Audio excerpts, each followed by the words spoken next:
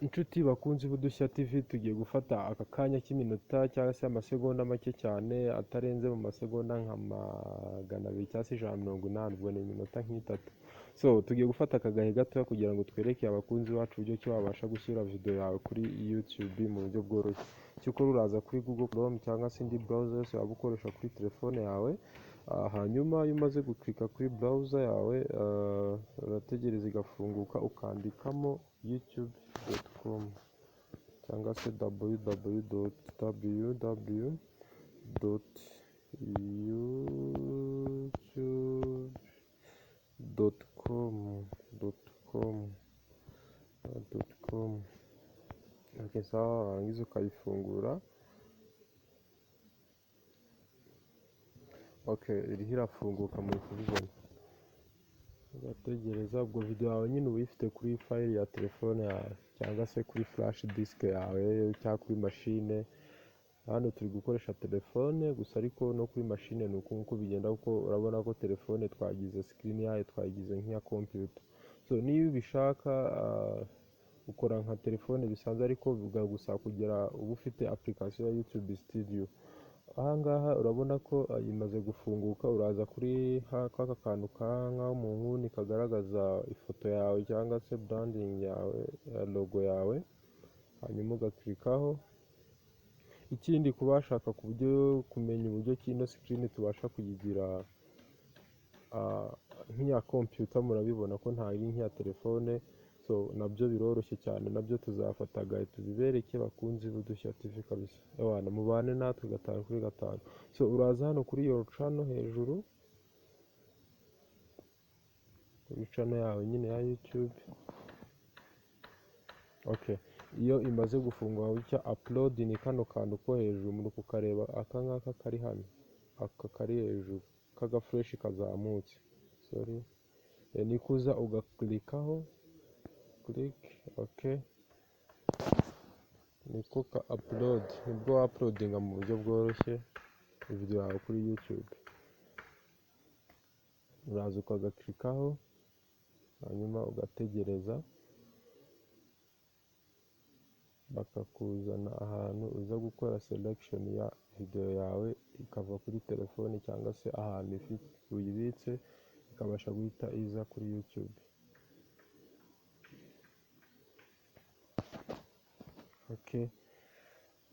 Murabona iriho iraloadinga, yahise yataka YouTube Studio. N'ubundi niko bigenda, iyo ufite telefone biba bigusaba kugira ngo downloading application yitwa YouTube Studio.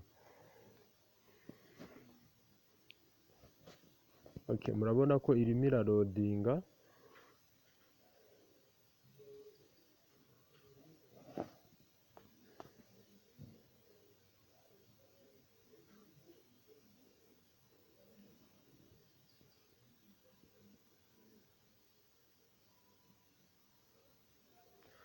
Hanyuma mu gihe tugitegereje ko ibasha kuba yarangiza kuloadinga, hano ku Dushya TV n'uwaba wifuza gukora amafoto bakayanima neza, kwanima video, ukuntu bafata video bakayigira, hari nka video duhetse gukora y'uburyo ki ushyira kano kantu k'agacurseur kuri telefone yawe.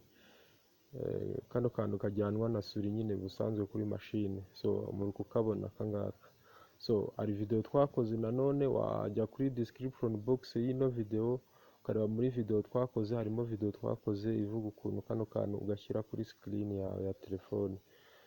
Icyo tugusaba nta kindi, ni ugukora subscribe. Hano tugufitiye udushya twinshi, by'umwihariko hariho application tugiye kubereka uburyo kibasha gukora muri iyi minsi yitwa KineMaster. Ku nshuti zacu wagenda ukayidownloadinga kuri Google Play Store, ubundi ugakurikira tutorials uburyo ki editing, uburyo ki ushobora kujyanisha video ebyiri muri video imwe. Ugafata nk'akavideo kagashyira mu ikadere nk'aha ngaha, akavideo kagashyira hano, iyindi video ikaba iri hano. Uburyo ushobora gufata umuziki ukawanima kuri video yawe, umuziki w'ubuntu uri free batakirirwa bagusakuriza cyangwa iki.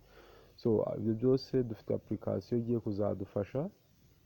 Icyo tugufasha nawe, icyo tugufasha ni kimwe, ni ukugusaba ko wakora kuri notification bell kuri Udushya TV, ubundi tukakubera mu kazi kose kabisa.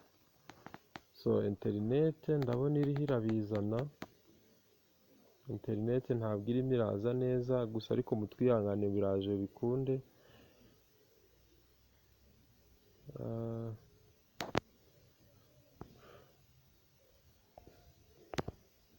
Interineti iriho iraza gake.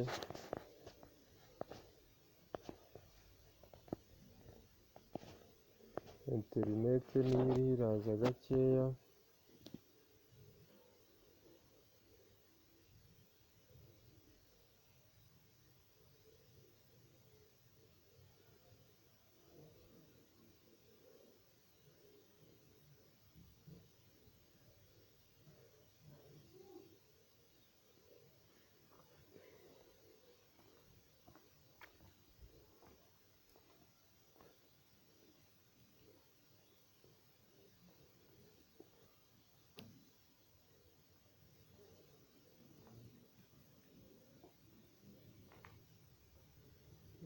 Gusa ngira ngo ubu ngubu murabona ko yatangiye kuba yafunguka. Hano icyo bagusaba ni hano ho select files, uraza ugaselectinga ifoto bahita bakujyana kuri memory card ya telefone ugahitamo iyo video ushaka gushyiramo. Ukaza ugahitamo kuri file manager niba ariho video yawe iri, niba wafata live video ugafata hano muri kamera, niba ari sound ugahitamo hano, ariko tugiye gufata video isanzwe ikoze iri kuri file manager.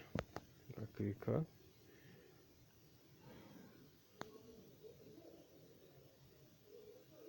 bakuzana aha ngaha ukabasha kuba waselectinga iyo video ushaka uploadinga kuri YouTube. So urazana hano ugahitamo videos,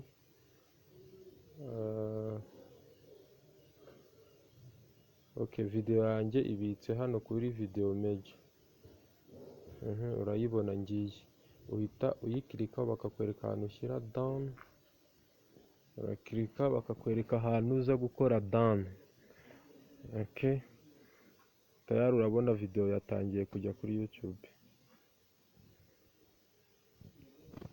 Urabona ko aha ngaha hasigaye ni ukuyineminga, ukayiha izina ukuntu ushaka kwita video yawe. Uraza aha ngaha ukayineminga, ukayihereza izina.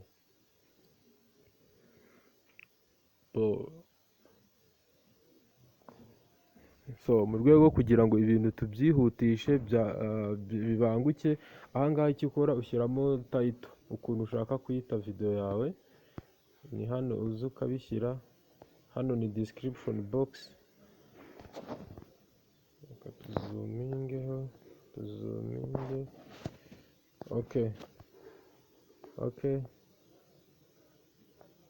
ngira ngo muri kubibona. Aha ngaha ino ni description box, hano ni title. Hano hambere ubanza ugashyiramo title, ukuntu ugiye kwita video, hanyuma ino ni description box, ibijyanye n'ukuntu nyine ushaka gusobanura video yawe mu magambo n'amalink. Ifite link, hano ni link, ino ni link ya video, iyi ngiyi iri hano, iyi gutya uraza ukanayikopiya kugira ngo uze kuyipestinga cyangwa se uyohereza abantu. Uraza ugakora copy aha ngaha, copy.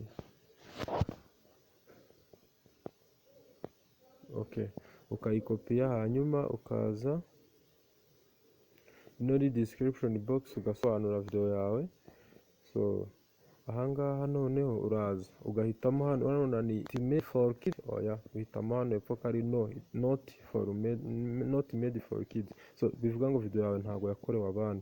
Kuko video yakorewe abana hari ahandi hantu uba udashobora kugira. Kuri monetization birakugora, video zakorewe abana kenshi ntabwo zibasha kuba zaba monetized vuba. Uraza hano, ikindi hano uraza hano kuri more option, ukamanuka kuri more option, ugashyiramo amatags n'ama keyword. Aha niho wandika tags na keyword. Bivuga ngo iyo ushyizemo tags hano, ushatse video yawe iri related, hari ibintu tujya bita tags na keyword. Umuntu wese wanditsemo ibintu biri related, YouTube itimworiyanta kuri video yawe. Cyangwa se wajya nko gushaka nk'ahantu, mu rugero ugiye gushaka Udushya TV, watayipinga bitewe n'ibintu wanditse hano muri tags, tayari umuntu agahita akubona. So uraza n'ibingibi byonyine wuzuza, ibingibi byo ntabwo ari ingenzi cyane. Iyo urangije uhita uza kuri next, aha ngaha handitse